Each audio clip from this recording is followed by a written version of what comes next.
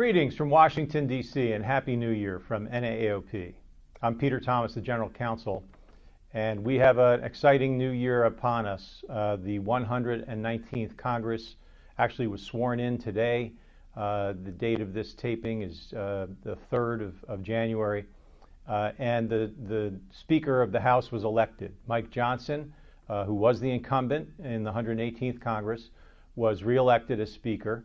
There was some real question as to whether he'd be reelected, and in fact he made it by through the skin of his teeth, 218 votes to 215 to 1. Ultimately, you need 218 votes to pass any legislation, or in this instance, pass the motion to elect the Speaker, and ultimately he prevailed on the first vote. They did have to hold the vote open a bit and twist some arms, but ultimately he prevailed. But that is indicative of what you can expect this year in the House.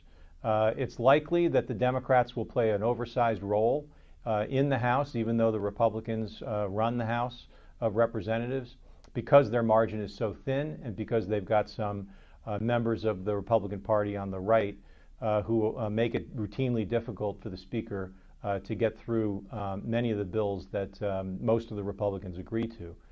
We'll see how President Trump, when he is inaugurated on the 20th of January, impacts that dynamic. In the Senate, you've got 3 votes to spare because the Republicans both flipped the Senate and achieved a number of victories in their elections to make it easier to pass legislation. There still is a filibuster in place, which means that most bills will be subject to a 60-vote margin, so that will keep bipartisanship largely intact, but there is a vehicle known as a reconciliation bill that only requires 51 votes. And you can expect President Trump and the Republican Party to push through this year, or to try, some kind of tax legislation to extend the Trump tax cuts, and that's going to cost a lot of money, which means they'll try to do some kind of spending reduction, which will likely mean some entitlement reforms. That means Medicare is in the crosshairs, and all providers will likely be under the gun. So O&P is doing its share of defense. We'll be playing defense for a good portion of this year as we try to stave off any kinds of decreases in reimbursement or freezes in the fee schedule, the kinds of things that Congress used to do in the 1990s routinely, but has not done for at least more than a decade. So we'll be playing defense, but we also have an offensive strategy as well. The NAAOP is working in conjunction with its O&P Alliance partners, and we are discussing the priorities for the coming Congress. I expect that there will be continued support for the O&P Patient-Centered Care Act. Hopefully we can get that reintroduced relatively quickly. Although there is some question as to whether we will amend that legislation at all before reintroduction. There's also a VA bill called the VA Sport Act, which would provide veterans access to activity-specific prostheses. And of course, we'll continue our work to try to fund research for orthotics and prosthetics outcomes through the Department of Defense.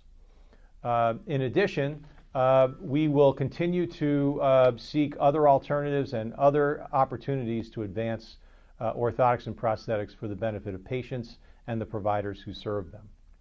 So we did want to share one thing with respect to the regulatory agenda, that occurred at the end of last year.